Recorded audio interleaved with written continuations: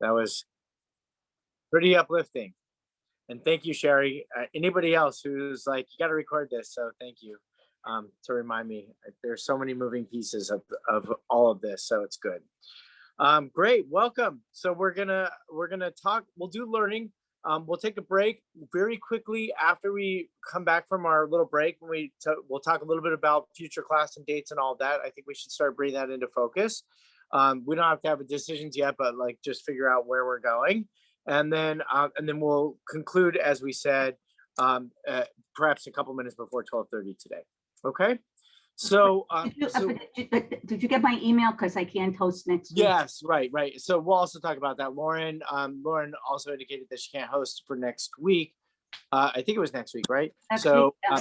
Right. So we'll be please considering if you would like to host in person for us to learn to offer your Let's go to Suzanne's.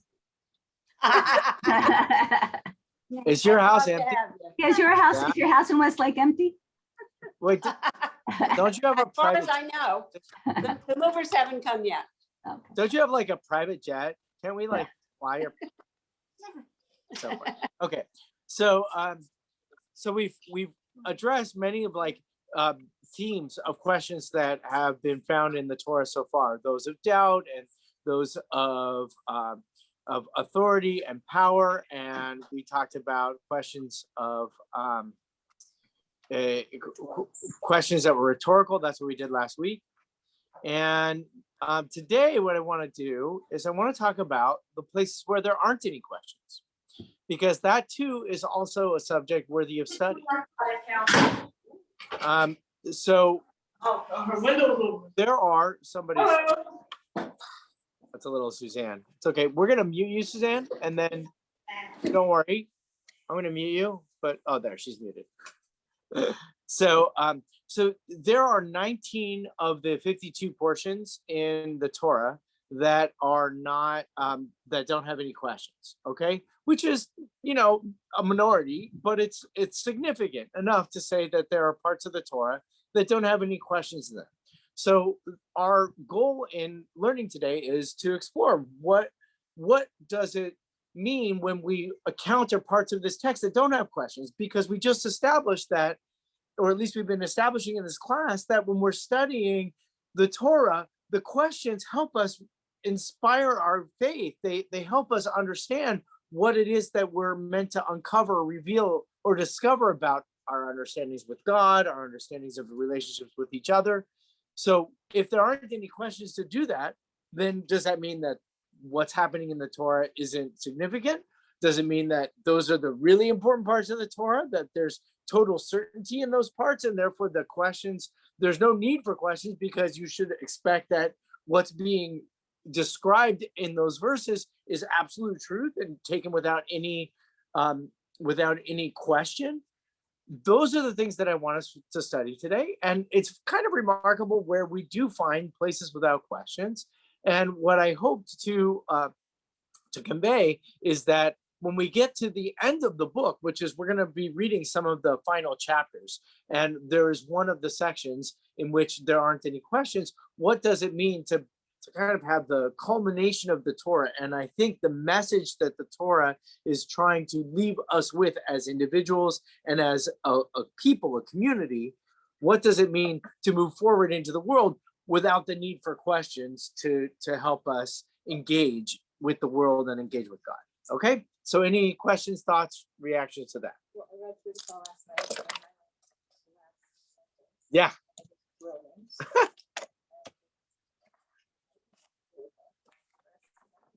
Oh, Sherry, that's so nice. Very complimentary. Does anybody need a copy here, Barbara?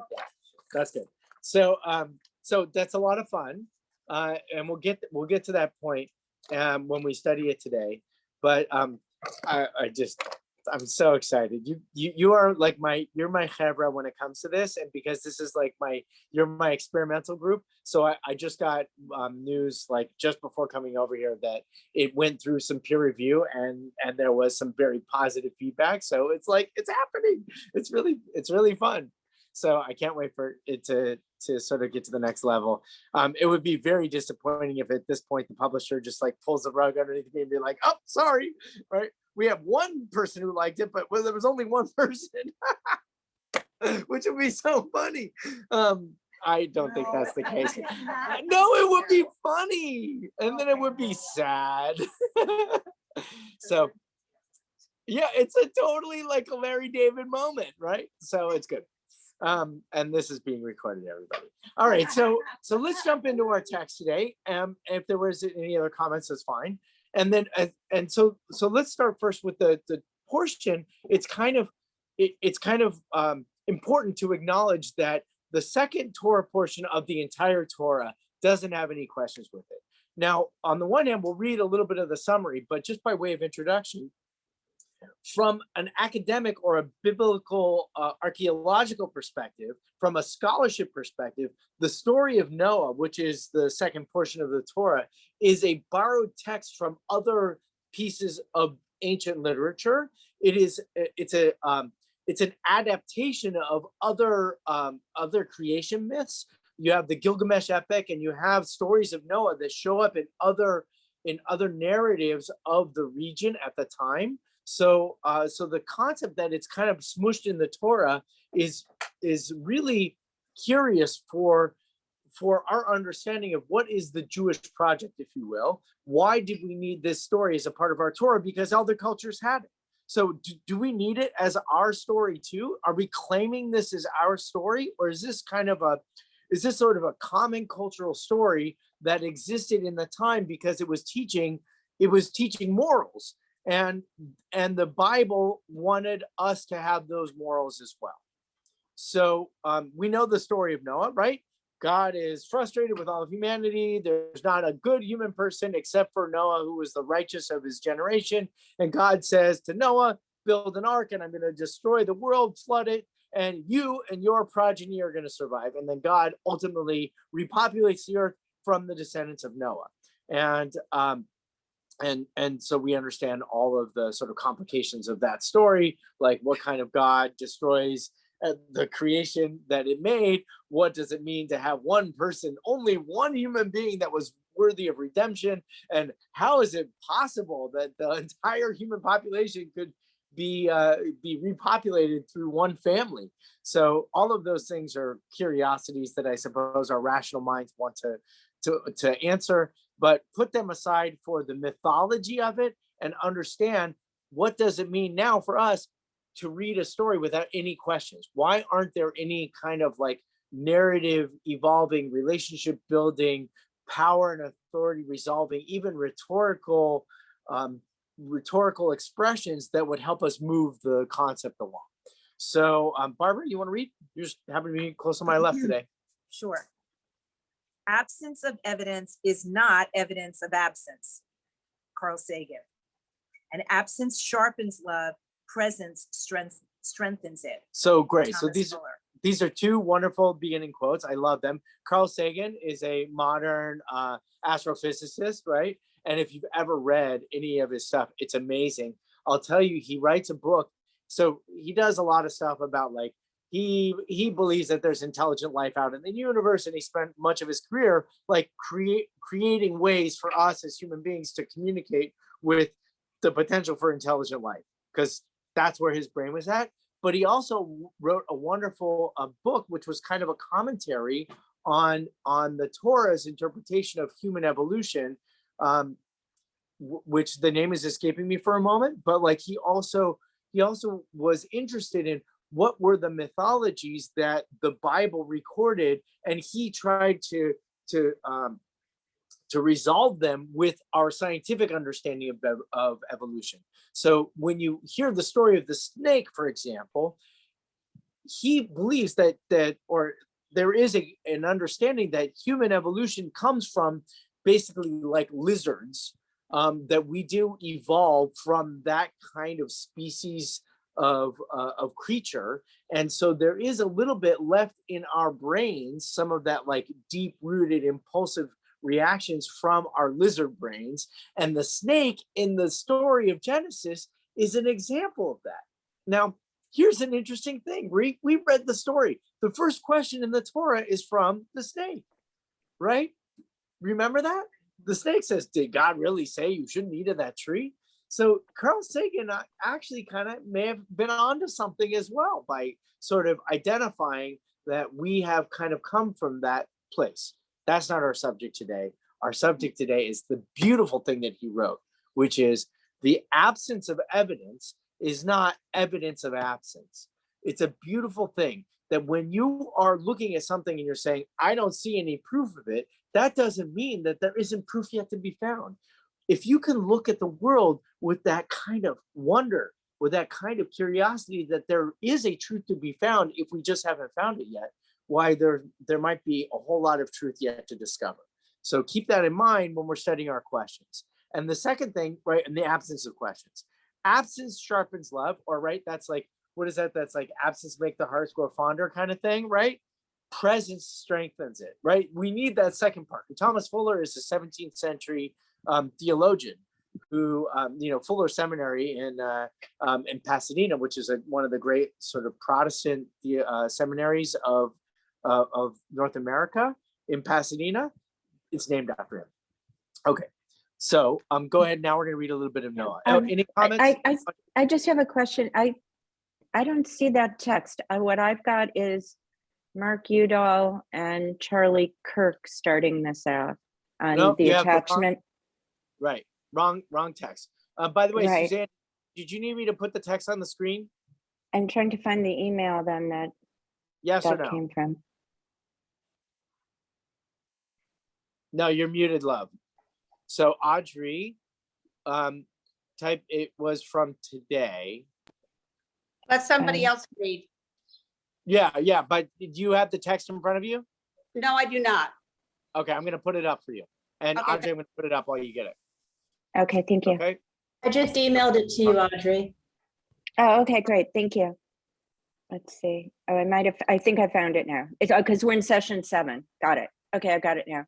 Thank you. All right, no problem. I'm still putting it up on the screen for Suzanne. Yeah. Okay, so Unfortunately, go ahead, Google Barbara, stacks please speak stuff for and us. it's sometimes hard. Noah. The absence of questions in this portion is not surprising. There are many interpretations about the purpose of Noah and the flood story in the Torah altogether. Raising questions about the moral implications of God's universal condemnation of humanity, shockingly, isn't one of them. God's absolute certainty in the depravity of human beings, which prompts the plan to repopulate the earth with the descendants of Noah, is a cautionary tale to demonstrate the power and might of God. We'll also read the short narrative of the Tower of Babel in these chapters, where the curiosity for divinity prompts a scattering of humanity throughout the world and with different languages. There is no doubt expressed in either of these narratives. God doesn't question humanity. Noah doesn't question God. The people do not question the divine presence before building a tower to find God themselves. So just identifying the fact that in these chapters, there isn't anything that says there's no moral imperative. Now, the things that we read in Genesis, which we read part of the questions, but not all of them. But you remember, am I my brother's keeper? You cannot read that without some kind of like moral equation to say, well, how do I determine whether or not I'm my brother's keeper? If you don't have some kind of like ethical standard, how can you determine whether that's correct or not, which we study? Or, when God says, where are you? And it's an identification that comes from some kind of reflection. That reflection is what we call our conscience. And our conscience is our moral understanding of the world. So in these chapters, it's like astonishing. Where are the questions? Why isn't there somebody, shaking their fist at God like Abraham and saying, "Hashofet kol haaretz lo yaseh mishpat"? God, if you're the one that created all of this, well, then you created the depravity of humanity. So why don't you judge them? So there is no such thing as justice yet. And so now we get to the next part of our text. So Roberta P., why don't you read? This text is also confirmation that divine curiosity has its limits. The promise to Noah and the rest of humanity. Never again will I doom the earth because of humanity, nor will I ever destroy every living being as I have done, is a statement of certainty that does not emerge from some conflict of conversation in the narrative. The tower story resolves. Let us go down and confuse their speech there, so that they will not understand each other. We will not see God's decisive behavior without human engagement in the rest of the Torah. In fact, we will see the resolution of conflicts in every other episode in which the disobedience of humanity vexes the deity, including some form of the interrogative. A lack of questions here might even raise a concern for how authentic these historical moments truly are as well. Wow. Okay. So I actually read that. I'm like, ooh, if somebody reads that, that was like a pretty heavy charge, right? To basically say that, hey, if there, wherever there aren't questions, that might not be divine language at all, right? That our understanding is that when we have something that is considered divine, the concept of some sort of interrogative, some kind of question and answer is a part of the divine process. But whenever we see things that are without any questions, those seem to be, we would have thought that they were human, but they actually are, I mean, we would have thought that they were divine, that God was just making proclamations. But it might very well be the opposite of it, a human understanding of a divine moment. And its attempt to make it absolute is why there aren't any questions in it. So just to go into that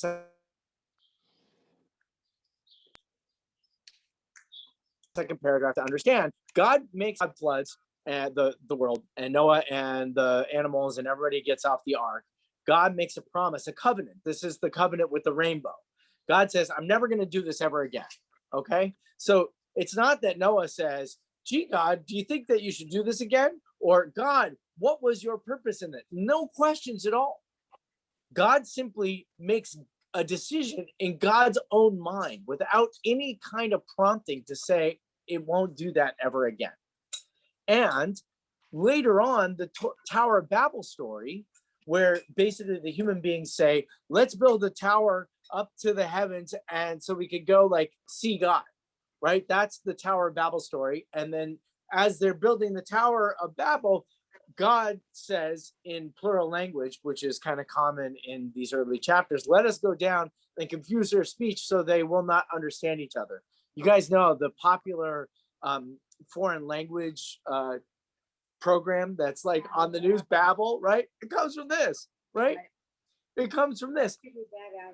And also like, right? And Babel, right, is also kind of a word that we use in the English language to sort of mean nonsense. And also in Babylonia, the major structure that they were building at the time were ziggurats, big, huge, tall buildings like the one that, like the Washington Monument, right? That's what they used to build. So in Greek, in Greek, what do you call it? Greek architecture, there's, they build the Acropolis. They build these massive buildings with columns and colonnades, yes, and that, right? And the Romans build Colosseums. The Babylonians were building towers. That's what they were building. So a little bit of this story is a reflection of what was being built at the time. And God in this story comes along and says, if they conspire with their unified voice to build these things, that's not good, because it seems like they're trying to build something to meet me, right? They're trying to put, I'm going to say something very sharp, and put Trump at the top of the building. That's what they're trying to do. What's that? Wizard of Oz, right? She's like, fine, right?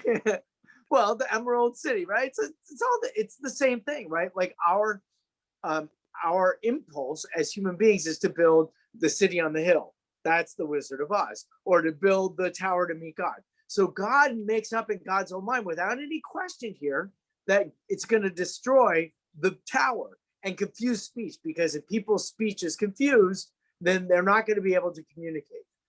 Now, we happen to live in the 21st century and we have Google Translate.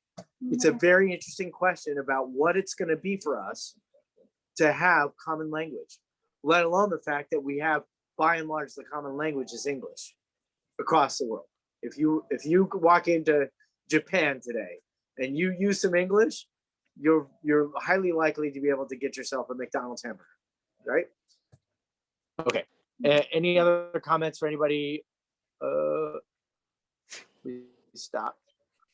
How are we doing over there? Any hands? Everybody's okay? On the screen? Thumbs up? Good. All right. So that's Noah. So let's turn to the next one and go to, this is now in the book of Exodus. And this is right in the middle of that Torah portion where we're all, it's all dealing with the details of building the Mishkan. It's building, and there's no questions in it because it's just details.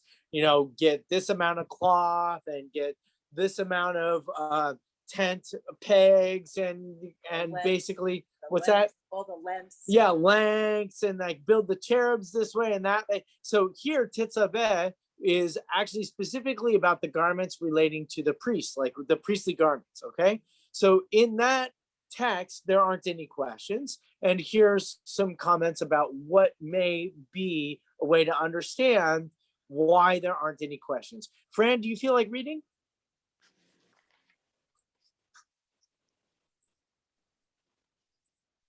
As the instructions for building a sacred space for God's presence unfold, the detailed explanations of how the people who serve the Mishkan are recorded in the chapters of this Torah reading. The outline of their consecrated duty to serve the sanctuary and the collective will of the people is also absent of any questions, implying that God's expectations for sacred behavior are both immutable and absolutely certain. Among the elegant and ornate vestments the priests are instructed to wear, we read about the breastplate of decision-making, the Hashem Mishpat, and in particular, the Urim and Tumim, two stones with some form of oracular quality. The meaning of the words is uncertain, with some translating their meaning to sign guilt or innocence. Their function is extraordinary in terms of the questions we find in the Torah. All right, stop right there. Thanks, Fran. And just so you know, from us on our side, there's a little bit of like it's difficult to hear because the microphone or something like that. So just so you know that it's there. We love your voice, so whenever we can hear it, we can hear it. Sorry. So here's the interesting part about this text, and I love about what we're going to read next. So in the things that the priests are supposed to wear, they're supposed to wear these things. They wear a thing called the Choshen Mishpat, and the Choshen Mishpat has got all these gems in it, and in it is supposed to be this thing called the Urim and the Tumim. Have you heard about the Urim and the Tumim before? Yes. Anybody heard about? Right. So the Urim and the Tumim are these, like, it's the most amazing thing. You might not have thought that the Torah was so like, what do you call it? Superstitious, I guess, right? But there's like these stones that you look at and it's supposed to give you answers about what's supposed to happen with God. So the whole point of, here's the thing, in a part of the text where there isn't any questions, look at what's happening. There's all this like certainty, but it says that the priests are supposed to wear these things about how they resolve uncertainty. It's not ask a question. They can't talk to God, apparently. They can't go in and say, God, what should we do? Wouldn't that be the most appropriate and direct way to understand what God wants from you? Ask God, right? Moses did it. Why can't we? Right? Isn't that the question? So then it says, We can ask, but we don't always get the answer. so Barbara says we can ask, but we don't always get the answer. Of course, right? But here, so then the answer would be in the Torah is to say, let's get Urim and Tumim, because somehow these things are going to give us the answers to our questions. Now, if you notice, it says it's something about maybe being like about innocence or guilt, and that they are basically they're like judgment stones, right? So like you did the right thing or you did the wrong thing. Okay. Like magic? Yeah, it's like rolling the dice and being like, okay, anybody play Dungeons and Dragons?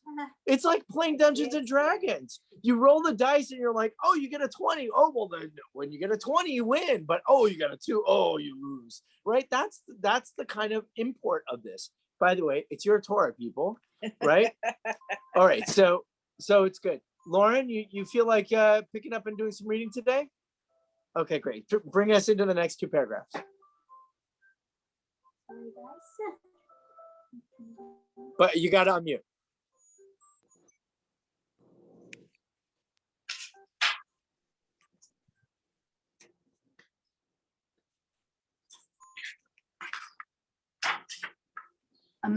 We're starting, there are mentions. There are a few mentions. There are a few mentions of these tools of divination in the entire Bible. We read that Eleazar, the high priest who succeeds Aaron, consults the Urim and not the Thummim. When Moshe selects Joshua to succeed him, we read of their mention at the conclusion of the Torah.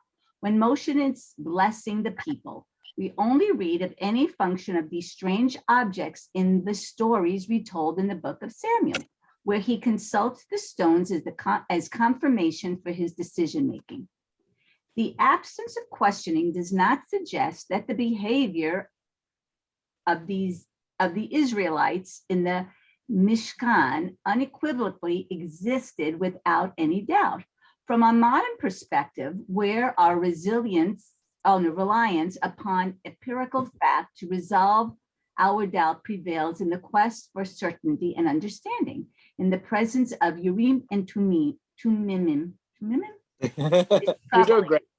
Nevertheless, the infrequent mention of these objects in the civic behavior of the Israelite nation throughout the entire Bible confirms that the search for divine understanding does not rely upon amulets of the supernatural forces. It is through the preponderance of questions that we must reliably discover God's presence in our lives. Page. Okay, great. Thank you very much. Don't worry about. You read the page break. That was great. I did.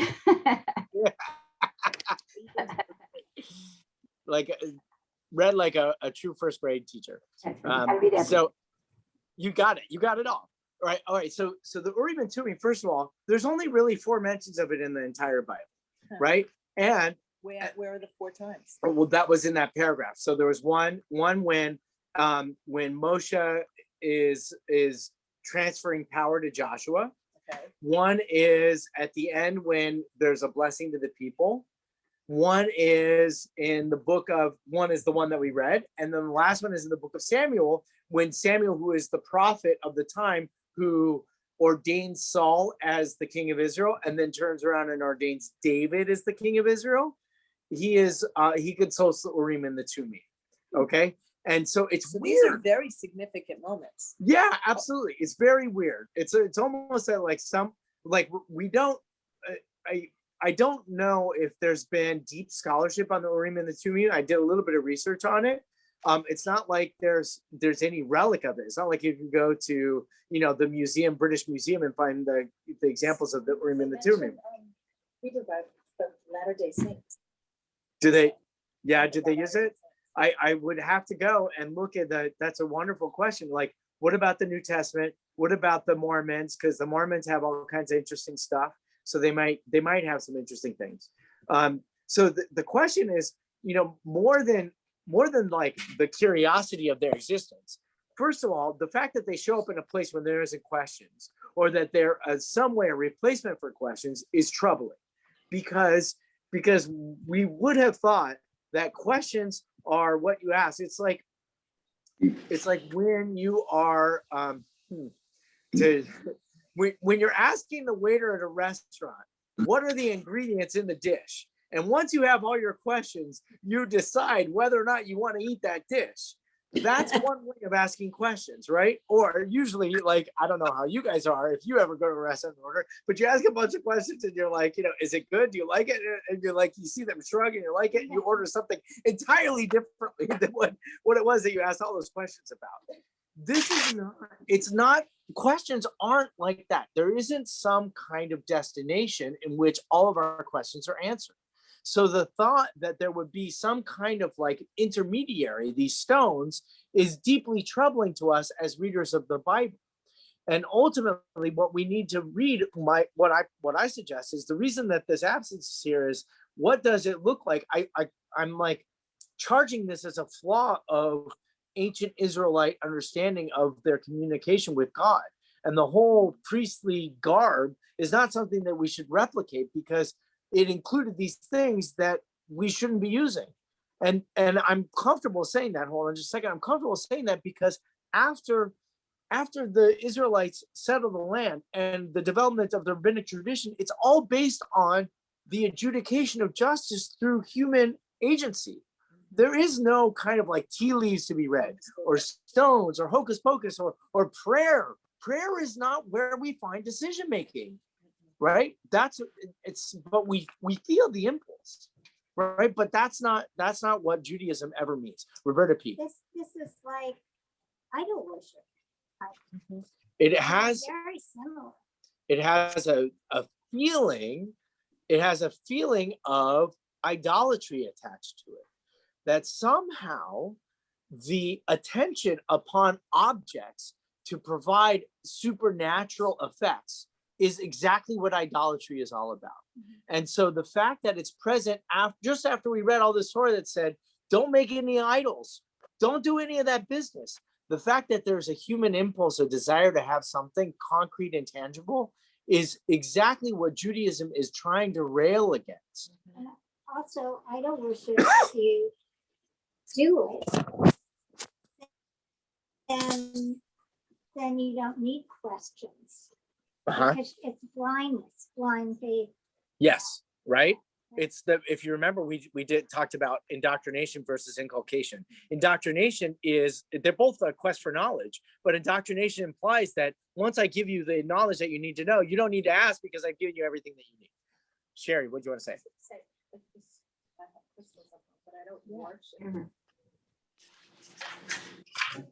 This is like Uh-oh. You're worried about it, Do right? you want to see? I'm going to move. No, it's fine. All I right. am Is gonna there move. enough shade over there? Yeah. Okay. Right. So it's great. Right. And so, this is a really good point. And Sherry, I appreciate you bringing it. I appreciate you bringing it because I think a lot of us have. Can you amulets. repeat what Sherry Just think said? about Because it. we couldn't hear. We couldn't hear Sherry. Yeah. If you can repeat what she Oh, said, okay. please. So Sherry, yeah, thank you, Audrey. Sherry said that that she has crystals and that crystals are there with energy sources and the idea they bring healing thoughts or power, strength, energy. I don't know what you're seeking out of them, right? But if you're looking for right, or birthstones or something like that, these things are in existence all over the place. Rocks, we have all of this stuff. So what's the difference? The difference between your crystals is that you and the Urim and the Tumim is that you would look to the Urim and the Tumim for answers about things that you don't know. So crystals are kind of like hopefully something that you receive, right?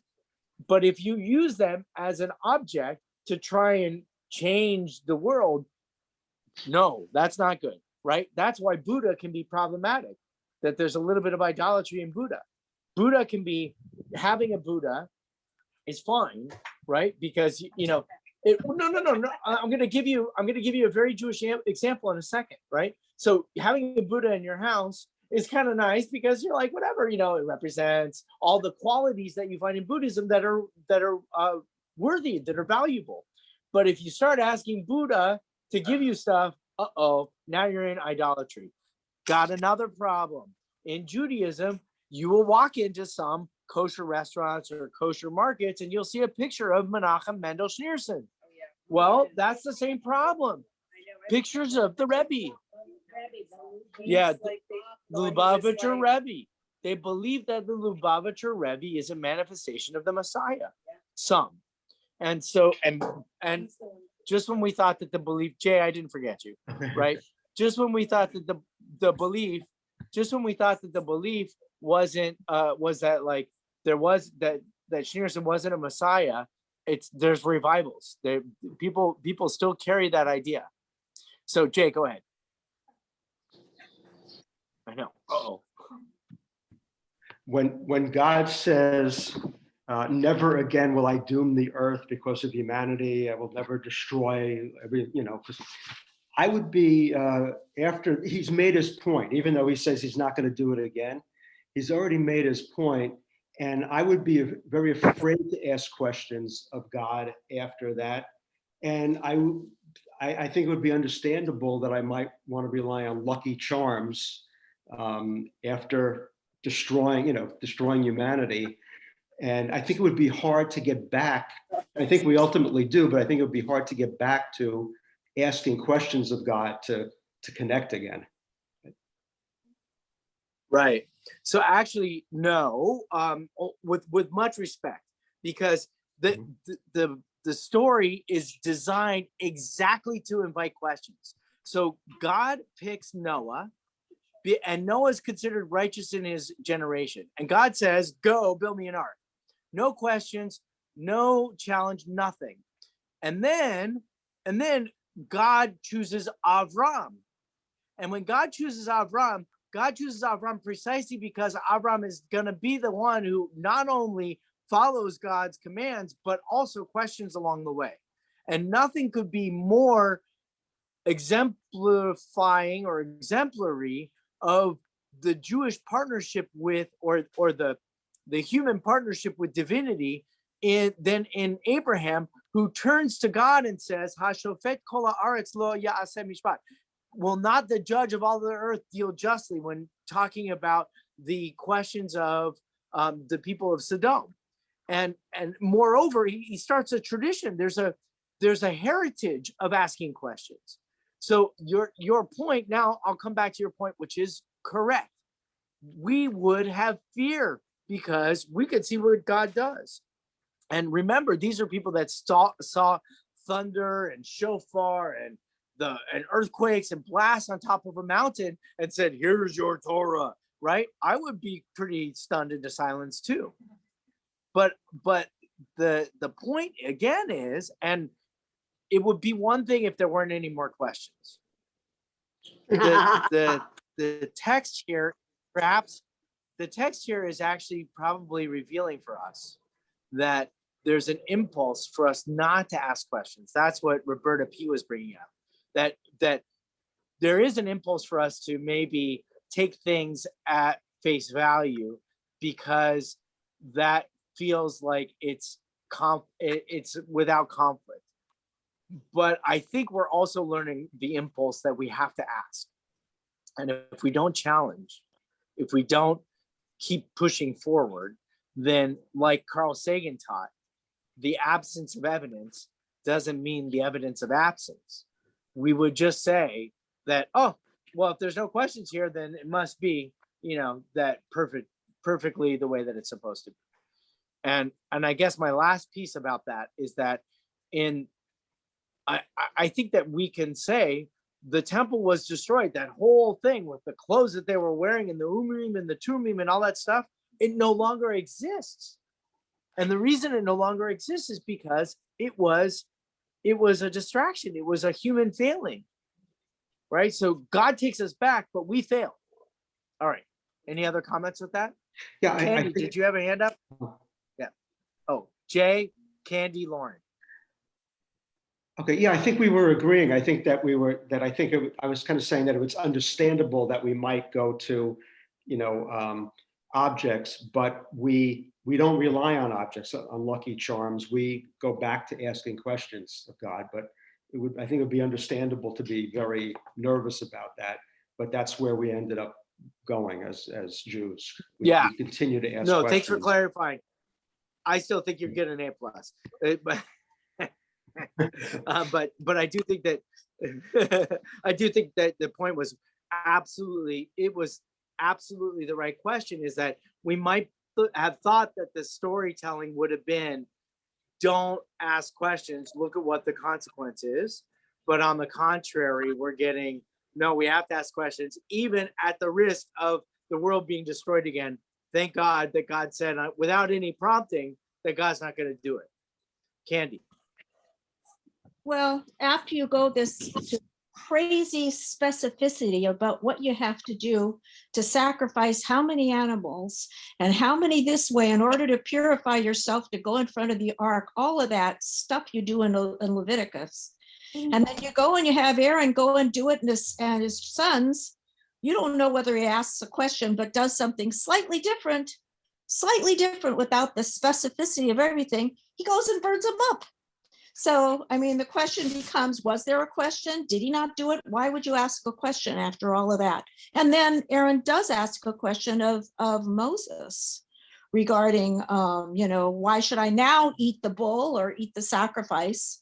And there are a few questions. So here you do the specificity of the craziness of purification. You don't know whether his sons asked a question and didn't do it properly. Then he burns them up. And then you ask a question. So it's like, you're damned if you do, and you're damned if you don't. Yeah, very good point, right? That's a really great point. So bringing in this other moment where you would have thought that maybe they should have asked the question, is this the right way to do it, or something like that? And they don't, and they get zapped. And the consequences of their zapping is this, right? It's like, which one should we follow? Right? Do we follow are we total rule followers? Or are we also meant to like question? And I think that there's a dynamic there. I would like to leave it in the dynamic. I think that you're going to hear teachers that say, and people who will say, look, I have the answers for everything. Philosophers would like for you to have the answers to everything, right? They're like, I took all of these big ideas and I've just compacted into this one thing, and understand this, and then you can see all of the way that life goes, right? That's one way of looking at it, right? Or you have like everything is a question and nothing is taken for granted, and there's no faith, right? Everything is skeptical, and that feels also incomplete. So somewhere along the dynamic of nothing and everything, and I don't mean to put philosophers, philosophers on that end, but like you could say priests, theologians, if you will, right? That say like, believe in God and trust me, I've done all the work and I know the answers, and I'm going to give you the answers. And then on the other side, you have the total skeptic. Somewhere along the line is the Jewish dynamic, right? And that's why you should never listen to any rabbi that says I have all the answers to you, and you should never listen to any rabbi that's always skeptical. I mean, I'm scientists.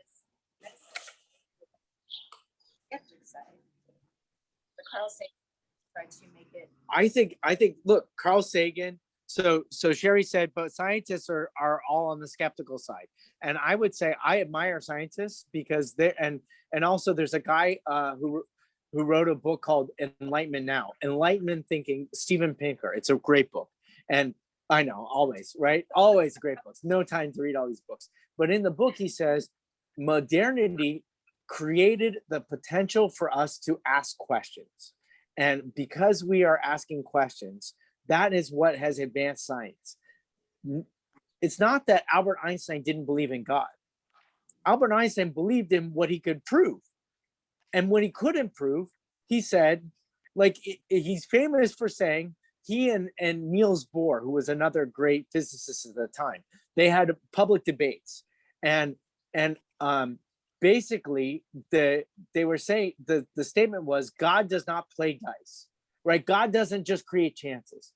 So to have that belief to say, look, there's some kind of order structure in the universe, and to use the language of God as the architect of that, that's totally within the realm of scientists. If you talk to medical professionals, they will tell you, we know what we know based on medicine. And then also, look, you're a medical professional. There's sometimes things that are inexplicable. How you explain them is where you begin that. It's a language issue. It's not a faith issue. It's a language issue. Good point, Sherry. Lauren, you had your hand up. Yeah, I did. Okay, so you were talking about symbols. We all put mezuzahs on our door because we're told to. But if you don't put a mezuzah on your door, do you get the consequences of not putting a mezuzah on your door? Like you do it because you're supposed. What? Oh my God, do you ever, right? It's a So, great so it's question. like you do it because you're told to, or do you suffer the consequences if Right. you don't? And everyone kisses the mezuzah as they walk into the, are you Right. do it automatically? Do you think every time you do it because you're gonna bring good luck to the house? I mean, I remember, the first thing we had to do with both sets of parents, you gotta get a mezuzah for your door without even thinking. We got a mezuzah for our door, not thinking about, like, why are we getting a mezuzah for? Right. So great question. And it's like Sherry's crystal question. So what's the functional difference between a crystal and a mezuzah? Functionally, nothing. Right? I mean, you could say, right? So what is it? It's this thing that we use as a symbol to elevate our consciousness about something important. So a mezuzah is there as a sign of protection. Right? If you believe that it's somehow going to protect your house from some supernatural forces. By the way, people they buy books, Kabbalistic books, and they keep Kabbalistic books on their, right, or the bracelets, right? People have stuff all the time. The question is, does the belief end at the object or does it begin at the object? That's the key. Idolatry is the end. If you believe that money as an object in and of itself is an important value, then it becomes idolatrous to you. If money is the agency for which you can accomplish things, hopefully good things, then it's just an object. Mezuzot are just objects. It's just an object. Barbara said when her late husband passed, is that the way to refer? Okay, when her late husband passed, they changed all the mezuzot, right? And you hear this in people's homes, just the scrolls, because maybe there was some bad juju in the house, right? It's not true, but it's not true. But you know what it did? You know what it did in Barbara's mind, and I know that it changed her. Yeah. It changed her. It changed her thinking. Well, it's But you can't expect the change from you, by the way, to also be something that that occurs without some kind of action. You couldn't change unless you were ready to be healed. You can't embrace crystals unless you can't embrace the energy of crystals unless you're going to be a conduit of that energy. Same thing with a mezuzah. You can't put a mezuzah up on your door of your house unless you're going to make your home a holy home. It doesn't make your house holy by proxy. So that's what we're dealing with. It's so interesting. This is a huge digression. You guys, it's all your fault. We've got this Torah to study. Right, but it's peace of mind sometimes. It's just peace of mind. So If you feel better now, I feel better. that's right. It's like it's like red ribbons on everything, Very superstitious. So my grandfather would call it a bendor. He wore a red ribbon on his back. Belt loop. Okay. So nobody can see it. And I won't have it in the house, and I don't like evil eye thing. We don't do anything. Yeah. All right, let's go on to the next one. Thank you for bringing it, right? Because it's true. We have it in our lives, and I think, and it's in the Torah. So now we get to Leviticus, where Candy, you actually sort of identified it. So I'm going to invite you to read, if you'd like to read this is the introduction to the book. As you've already learned, and we said, there are only 3 questions in the entire book of Leviticus, which is, remarkable in and of itself. And remember, I said there's 19 of the Torah portions that don't have any questions, and the majority of them exist in this book. But Hello? Boy, are you there? Can anybody hear me? by the way, it's the smallest book in the I Bible. can hear you.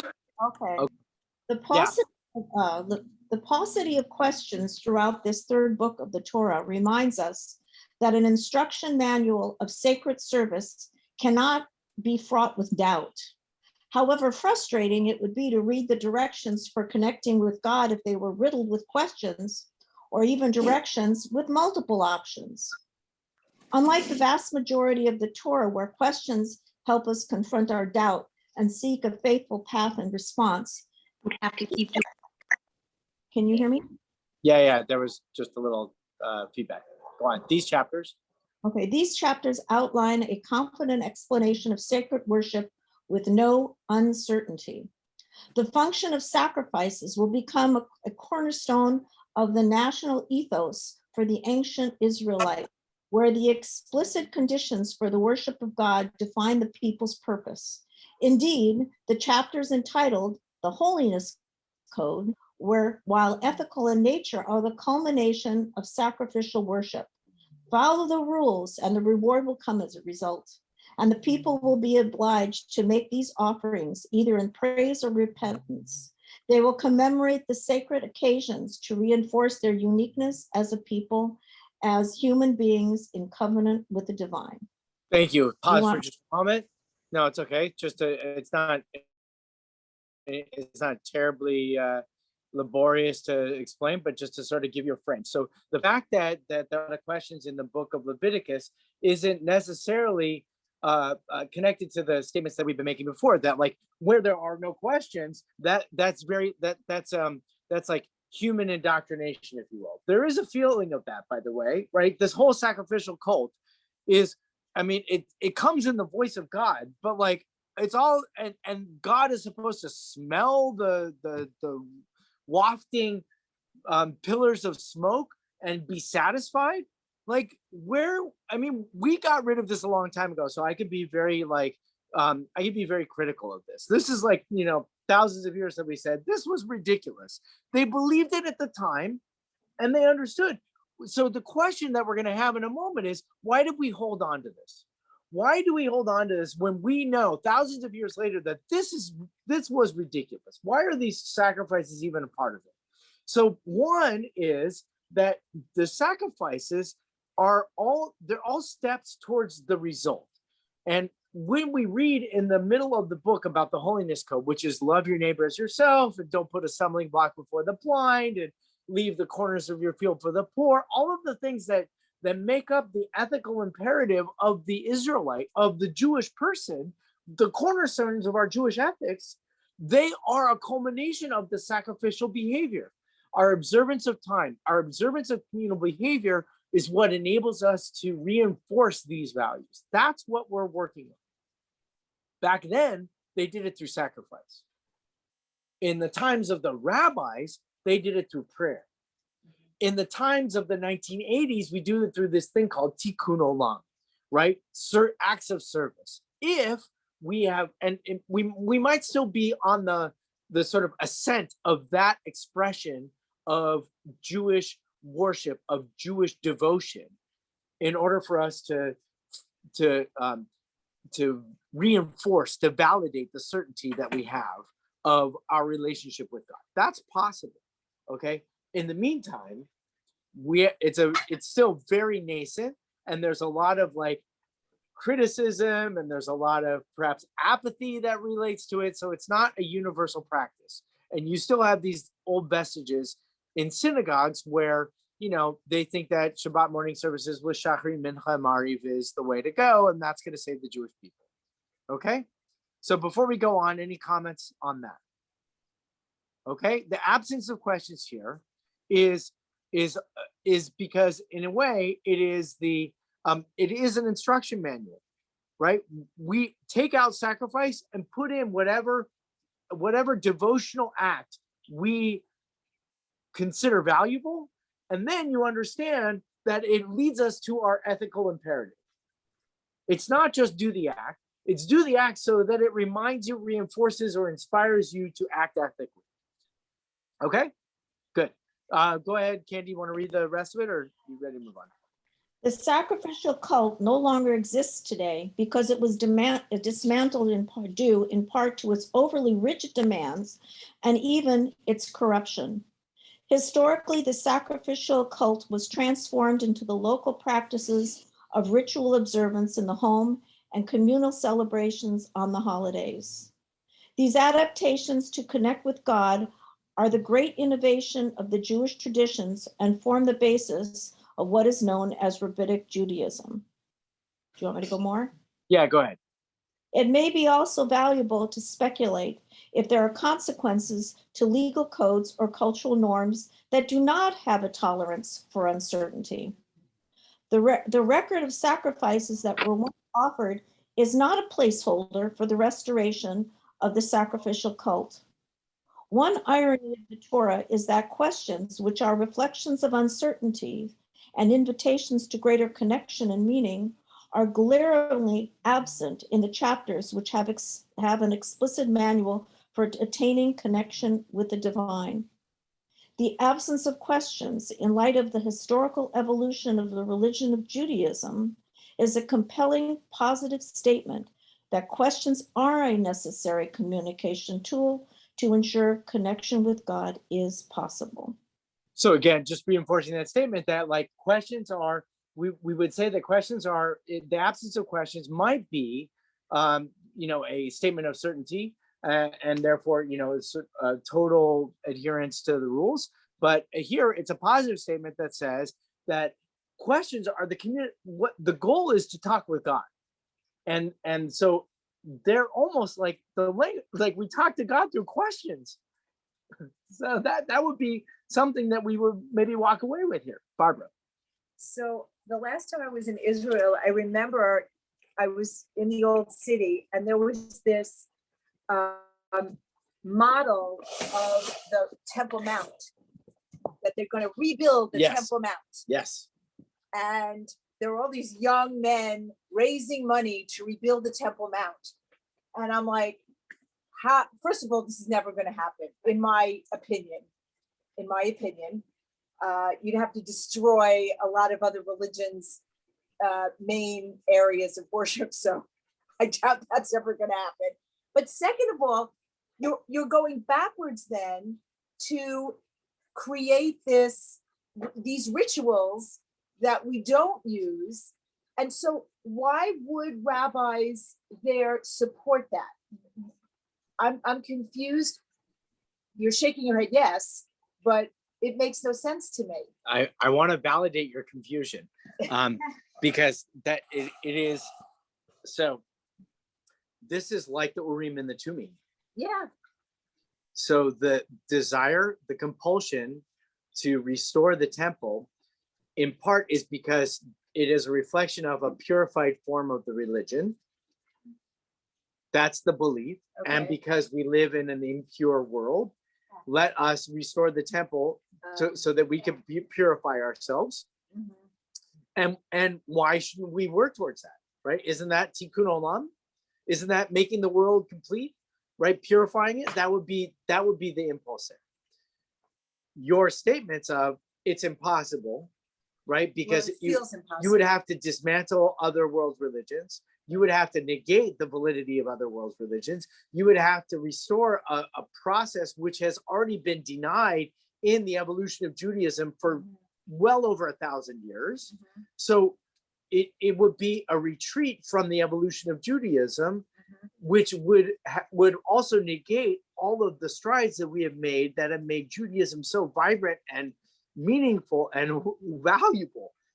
Namely, the whole rabbinic tradition. They were very apprehensive about the temple ever being rebuilt. Mm-hmm. So there's lots of reasons to be skeptical. So when you see that and you're like, oh, that's very nice, don't give them one penny. Oh, I haven't. Yes. No, I didn't. I didn't give them any money. Yeah. Candy. was forgive me if historically if I'm inaccurate, but among the reasons we did not do sacrifice anymore, this ridiculousness, is because the destruction of the temple in the first place. So there's no place to do the sacrifices unless they wanted to continue and do it at their own individual homes when they went to Babylon or something of that nature. So some of this rabbinic tradition, which was created out of the destruction of a whole means of rituals, brought forth this whole idea of questioning. Mm-hmm.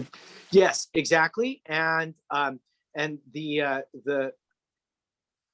concept that that sacrifices are the ideal way to connect with God is still being held by some. Without going into it too deeply, in 1967, when Jerusalem was I guess was captured and was reclaimed for the Jewish people, and it became once again a sovereign part of Israel, which is still in contention. In succeeding years, they bring out a goat on holidays to actually sacrifice, because there are these groups of people that believe if they were to even evoke the sacrificial practice, that might accelerate the restoration of the temple. So it's Mishigas. It's I'm very sharp in my language. It's delusional, and I think that it does qualify. Look, I think that there's idolatry kind of taking place all over the place, but it has an aspect of idolatry that I think the Torah was trying to rail against. And why we won't ever have a temple restored is because we're still acting with idolatrousness. And the concept that we're going to restore a temple to bring back sacrifices is outright idolatry. That's beyond my opinion. I don't think I'm alone in thinking that. Okay. Suzanne. There are two things.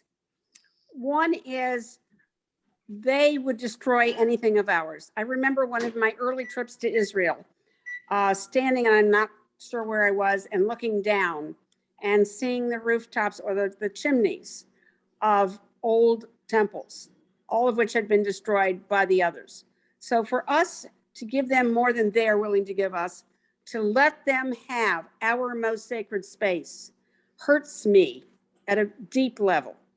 Yeah. Okay. Because right? their goal is to wipe us off the face of the earth. Yeah. And that destroys me. The other is, and I will read this at any time or send it to everybody. If, I can just go copy the addresses off of Rabbi's emails, called Blood. That would be great. And I do think that, let's sort of think about the concept of what would it be if Jerusalem was a place that all humanity could come and worship the divine together without our particularities in some way diminishing that.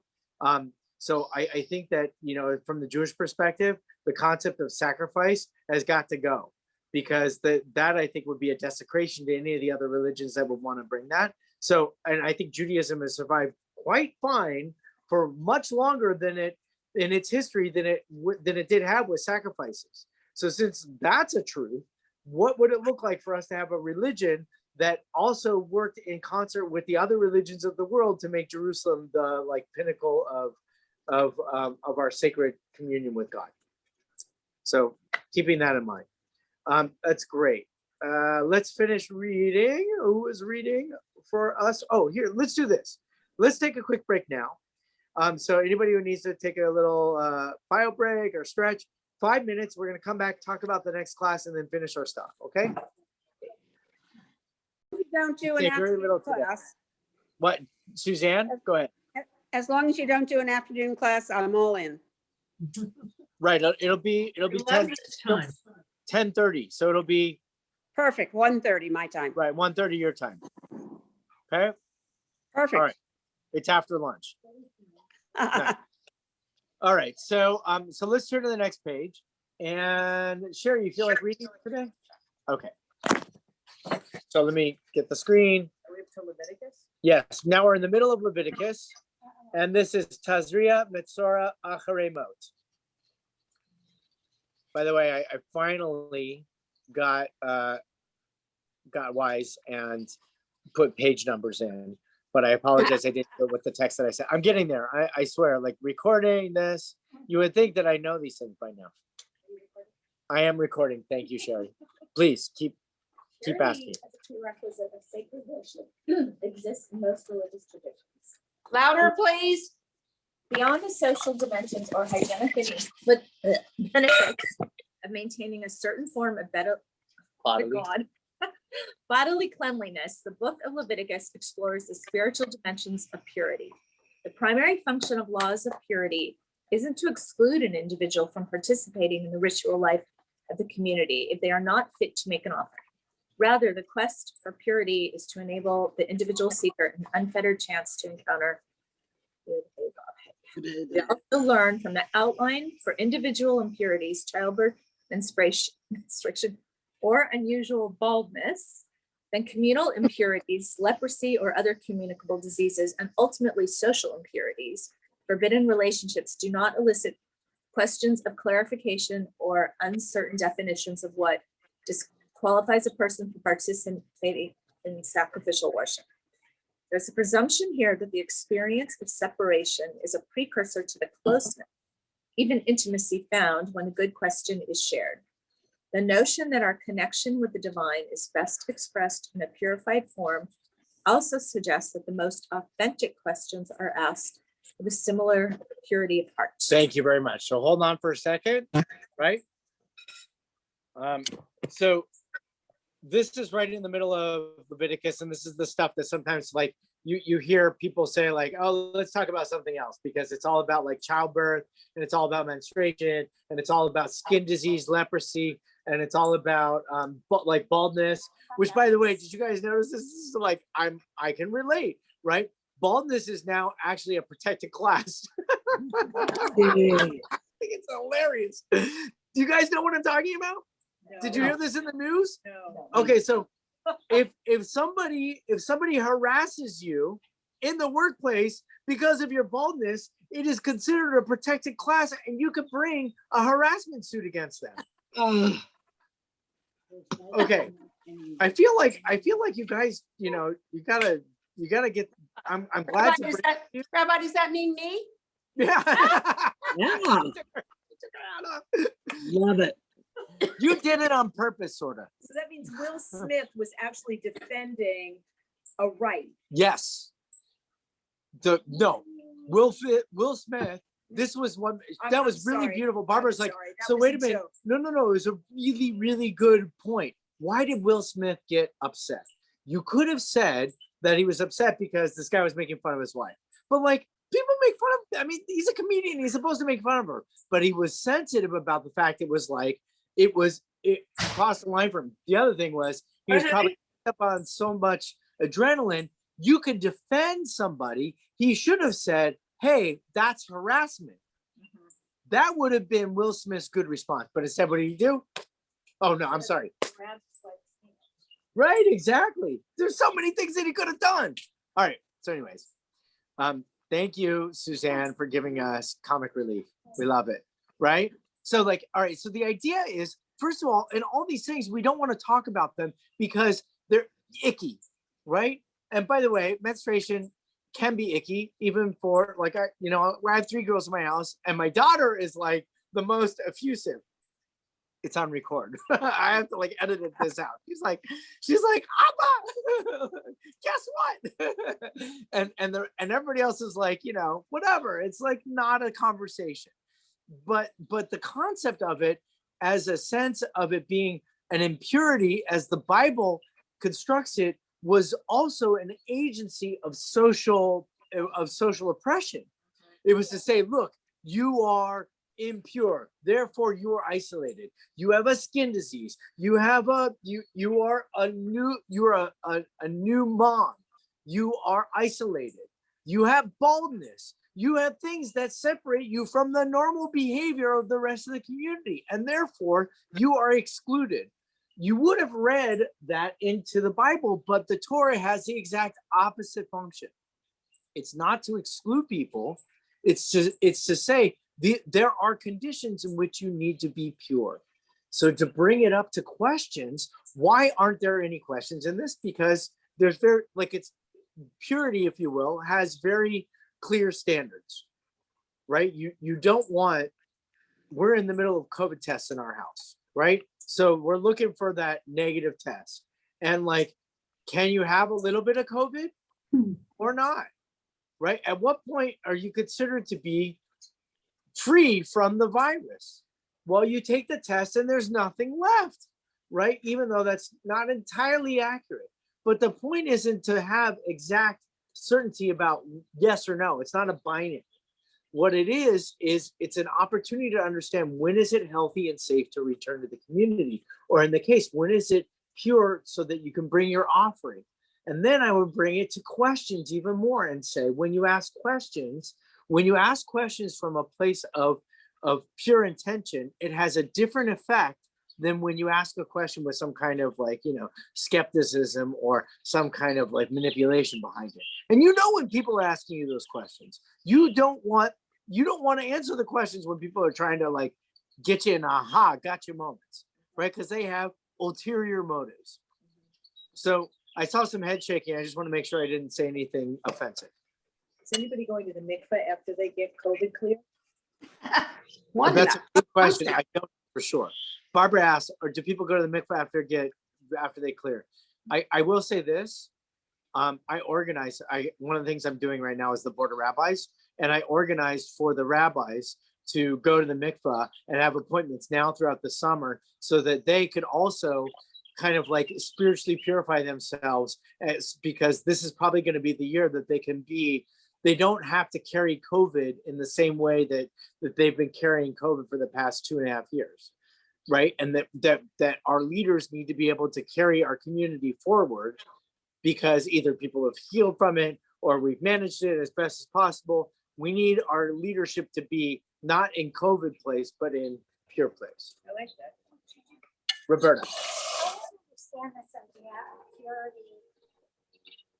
Sense of you have to be pure to relate to God.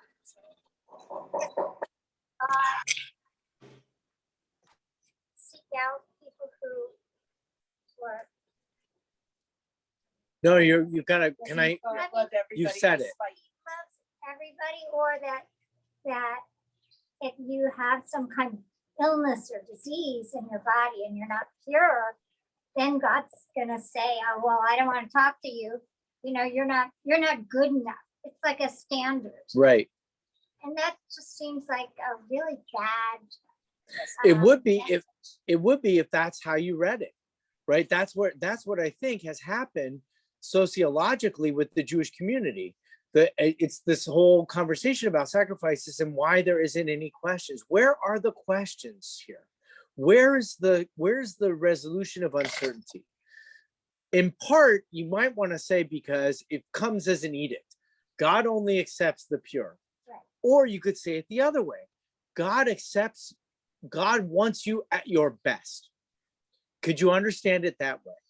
To say that it's But not. if you're menstruating, it doesn't mean you're not at your best. No. That's your body. Of course not. But So- it means that if you're menstruating, that sometimes you might be distracted by the experience of menstruation in such a way that it would limit the potential. And look, I don't menstruate, so I can't speak with certainty on this, but I understand what it means to be sick, and I understand what it means to feel isolated, and understand what it means to have a sense that I'm not my best, and trying to bring that to God it's not a limitation, but it's not the fullness of my potential.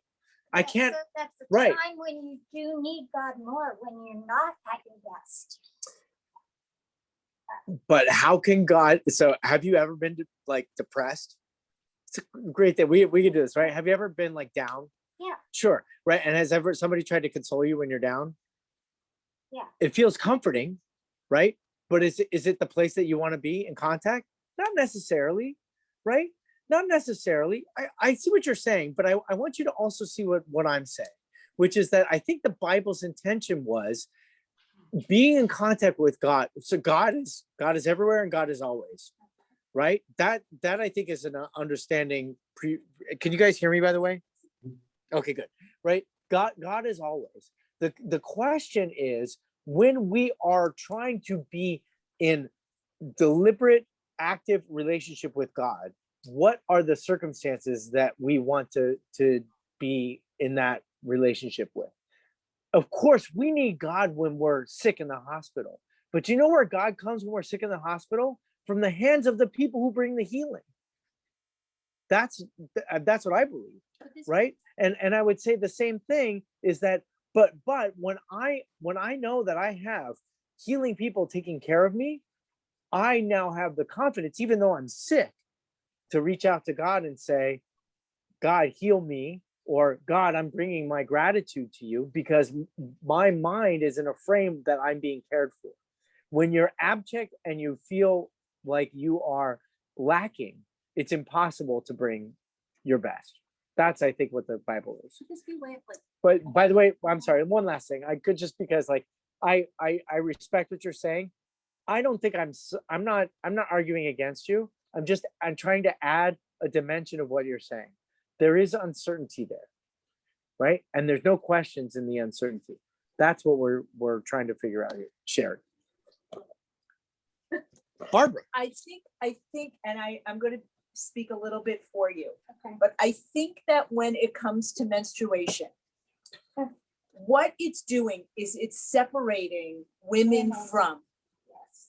And so, and maybe young girls don't count yet, and old women don't count yet. And so the major population is being told, you don't count the same way. Now, I'm not saying that's true today, but that's true here. And so it's hurtful, I think, to most, I'm not even going to say most women. I think it's hurtful to some women, me included, to be told. And that's why there's that whole, and I like that when your daughter's like, hi, I'm menstruating, but we weren't necessarily raised that way. I was told, I can speak for myself, that it is something not good. And that's not a message that I think is fair. And so, yes, there could be women that suffer and they're not their full selves. And there's also plenty of women, it's like no real big deal. Mm-hmm. It's like it just happens because you're not pregnant now. So I want to just quickly say in response, in the Torah, there's also, this is not validated and acknowledged. And the Torah also has the same prohibitions for nocturnal emissions. So if a man ejaculates in his sleep and wakes up in the morning, he is at the same level of impurity as a woman who has gone through menstruation. Nocturnal emissions are less frequent than menstruation, which hopefully is periodic and common. But the concept is at least there in capacity that it also relates. Your point about it being an attempt at subjugating the other species is absolutely the consequence of misreading the Torah. I'm trying to validate that it's not about separation, but it's about the attempt of closeness. I see it as a way of, I think the red tent idea is brilliant. Yeah. Uh-huh. I think it's like a protection for people that Right. let them do their thing. Everybody else is afraid for you. Right. I love to hang out in the red tent. Any other comments on screen? You guys okay? Jay? Yeah, I might be repeating something because I couldn't hear one of the women, but I agree with the women that I've just heard that about menstruation, especially when they combine it with the impurity of leprosy. Putting these in the same category, it just, in the modern world, that just seems bizarre and hostile to me. Yeah. There have I been do a think- lot of rituals over history about women in menstruation that have honored it, as well as the opposite. Yeah. Right. Be it resolved that it's uncertain, and we might want to just erase it from the book. Right. We can't erase it from the book. We have to deal with it. I would love some female rabbinic colleagues who, and there's been quite a bit of scholarship on it, who may have, because the way the rabbis handle it is even more problematic. Take care of your, who may have some modern readings on it to help us embrace it more. Suffice it to say, here we have just the question. Candy, go ahead. Maybe this is one of those, hopefully, archaic things such as sacrifice, Yeah. because rabbis were the ones who wrote this, unless you believe it's everything's written by the hand of God, you know. I don't see where the women wrote this one anywhere in it. So I don't think it's the absence, and it's the silence of women's contribution to all of this. So there's my question. Nice. Actually, your statement is the absence of question, also the absence of the female voice. All right. only because I want us to continue on, and if everybody's got some beautiful things. Let's read the last question, or the last section.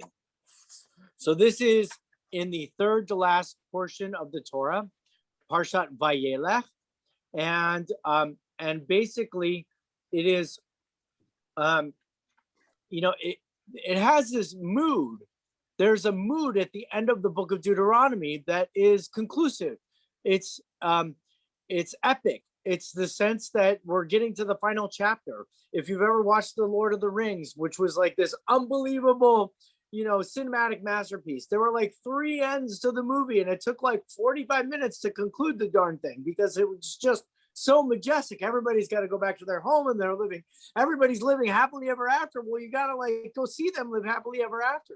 So there's almost a happily ever after sense of this in the Bible, which, by the way, not so happy, but there's an ever after. And here's the introduction of this section, which doesn't have any questions. So, Linda, you feel like reading? Sure. Great.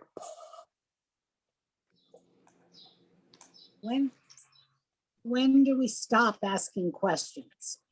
After every possible uncertainty has been explored and our doubt has been alleviated.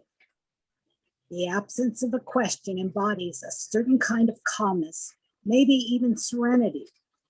There are also times when we stop asking or even answering questions because we feel like the search for our resolution of doubt is seemingly impossible. Is this dichotomy of unasked questions?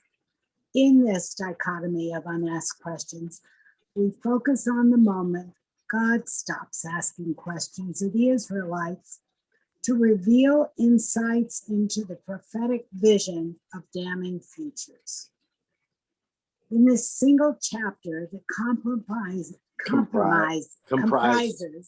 an entire weekly portion of the Torah, Moshe announces the concluding moments of his life, and God affirms the plan to elect Joshua to succeed Moshe as the leader of the people.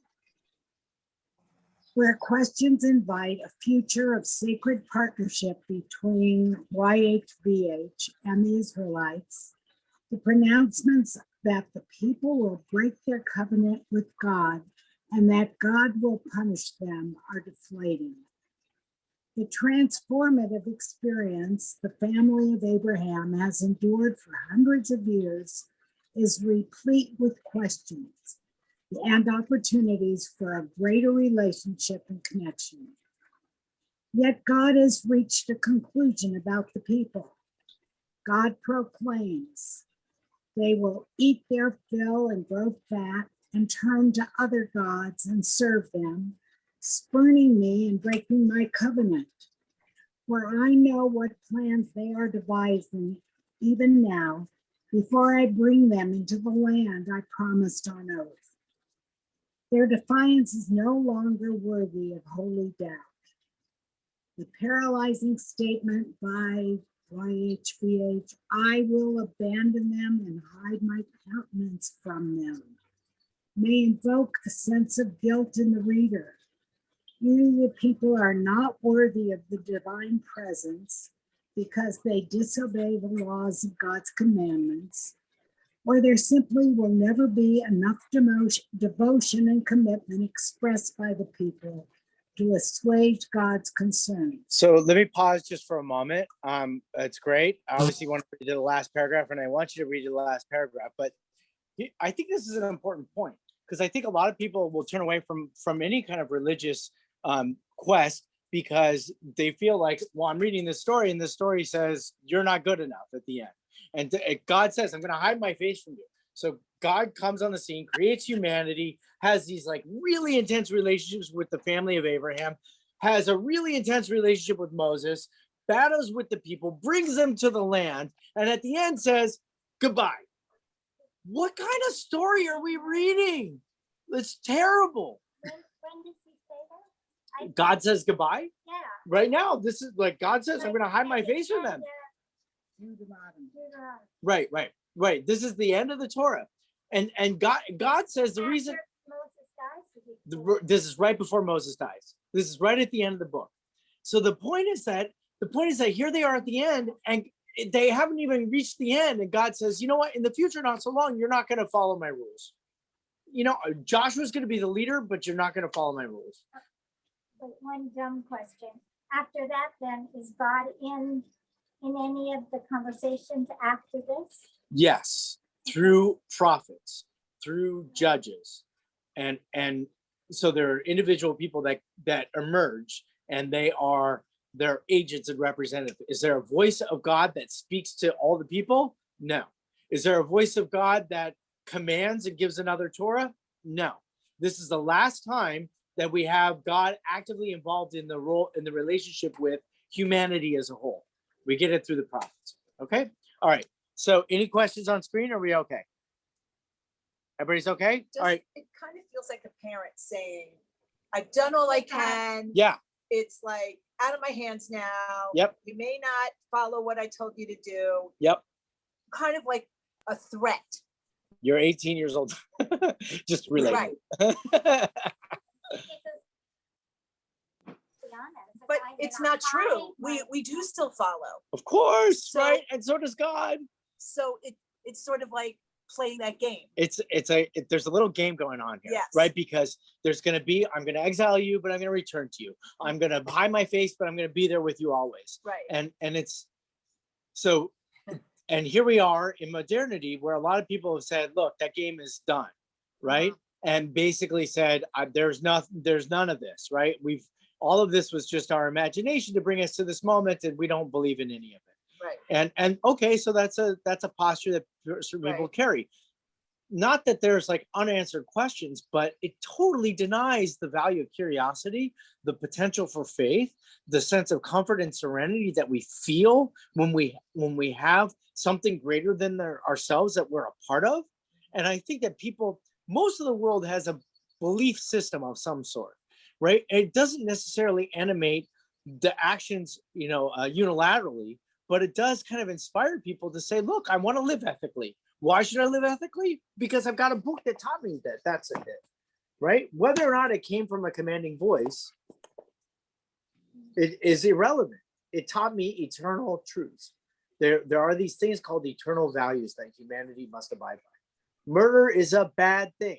Killing somebody in self-defense is a necessary thing. That we had to figure that out. So it's not that we say we're never going to commit murder and somebody comes at us with a knife and be like, well, I can't kill you, right? You absolutely have to do that. But the only way that gets mediated is through human understanding of divine or eternal truth and ethical behavior. But that's All right, not so- murder. Murder is it's killing for that reason. Right. It's not murder, right? It's a different category, right? So go ahead, Linda, finish this up. In a way, we are glad the book does not conclude after this moment.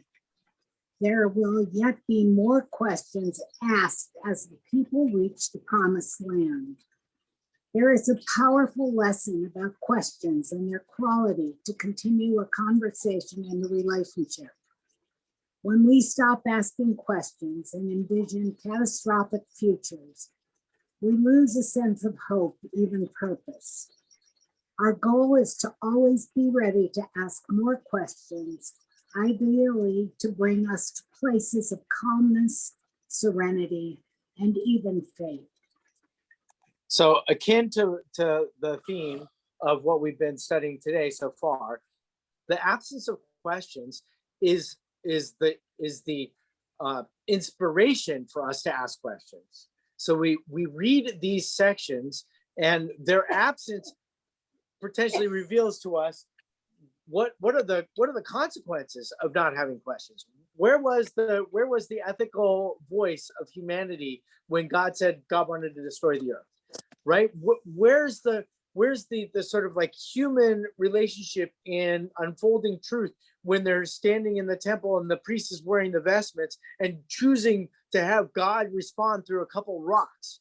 Where's the understanding that purity and the sort of like the quality of bringing offerings is something that demands our best, even though there are times that we have to validate that we're not at our best, which, not withstanding the sort of natural part of the body that I think we spoke about, but the concept of presenting ourselves at our best is something that needs a question. And then at the end of the book, when we hear the story that says, look, if you're not going to ask questions, I'm not going to be with you. That's what God says. And when the people stop asking questions, God stops being present. So you may very well say that if you're looking for God, you're going to find God in the questions that you ask. It's what makes doubt holy. If you ask really good, pure questions, if you ask them from a place of a sincere desire of understanding them, God is going to be present in those moments, especially when the answer reveals that to you, right? You get a hug after asking a really good question. Isn't it the best? Right? Absence is, what do we say? Thank you, Thomas Fuller. Absence sharpens love. Presence strengthens it. Repeat that, please. It's on the front page. Absence sharpens love. Presence strengthens it. Okay. Okay. Comments? Jay. Even what we're doing today, this class is all about questions. So in the year 2022, all these many years later, that's exactly what we're doing. We're still asking questions. And I have actually, that brings up another question for me. This is a little different, but I'm new to all this. So this YHVH. Yeah. Is that, how come we see God written sometimes and Right. YH written somewhere Right. else? So it's actually, we'll see when I get through the final edit of this, but typically Yud He Vav He is God's proper name and God is just a name, right? God is actually like it's Germanic form, right? And actually, I believe it comes from good, right? So Gott, right? Like Gottvak, right? Good week, right? So God, as we say, that's not the Hebrew name of the Jewish God, right? It's an English word that we use to describe our sense of divinity. Yud He Vav He is God's proper noun. Yeah, good. By the way, you could say, Jay, that the fact that we're still asking questions is what still makes faith, it makes God still alive. As long as we keep asking questions, God's still alive, which I think is what you said. Thank you.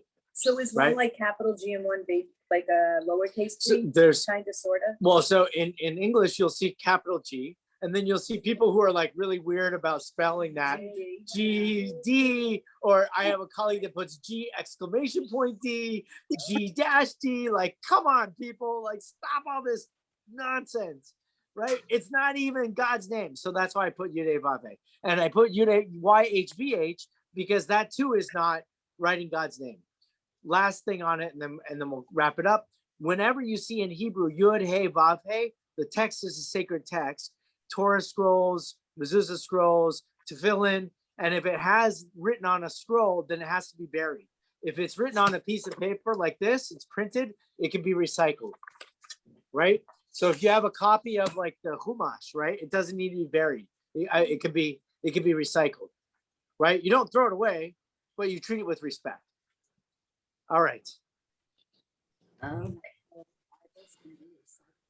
Absolutely. Yeah, you can bury them if you want. Roberta S, you okay? You're like good. All good? Jeannie, you okay? Good. All right, Franny, you're good. Candy, Lauren, have a good week. We need to figure out a host, which I'll send an email around. Jay, you're good? Thanks. Guys, Suzanne, you're welcome back. Thank you. Right? Welcome Good back. to talk to It's all. so good to have you. So good to be back. The Yeah. morning I woke up and almost got out of bed all by myself because I forgot. Yeah. Was the best mornings I've had in a long time. Yeah. Amen. You sound really strong. You are Feeling good. Radiant. Thank you. Well, I'm back. So my son and his significant other or wife, whatever you want to call her, can come in about 10 minutes and join me for the rest of the day. Oh, that sounds great. Enjoy. Thank you. Take care, everybody. I'll All see right, you bye, guys. everybody. Have a good week. We'll be in touch about next time. Okay.